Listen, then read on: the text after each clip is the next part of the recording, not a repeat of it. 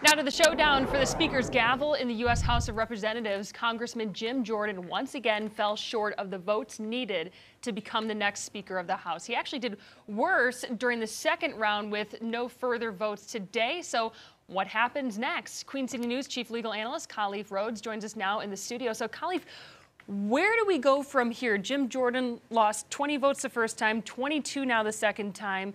How many can he afford to lose to still get the speakership? It's slowly drifting away from him. I think that's the best way we can say it, because we keep saying that we're in uncharted waters, uncharted territories. And so he's drifting away from the shoreline in this vote. And most of the folks in his party are telling him at some point, maybe it's time to let it go.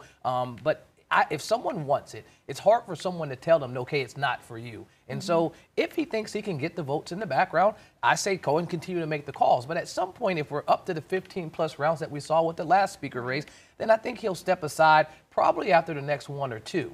And as we see here, the push is for McHenry to get some increased power so that now the work of the people can continue. Yeah, so let's talk about that, because while all of this is going on with Jim Jordan, there's more and more talk about giving Gastonia native, North Carolina Congressman Patrick McHenry more power as Speaker pro tem while they kind of work out the speakership. I asked you this yesterday, but we just had gotten through one round. Now we're through two with Jim Jordan. Do you see this getting to a point where they make him the permanent speaker? Well, first of all, you got to look at a couple things. We're only here because of what happened on September 11th. What happened on September 11th, the country was under attack, and we created this new rule for having a pro temp in case something happened to the speaker. So that specifically was only put in place to help elect a new speaker.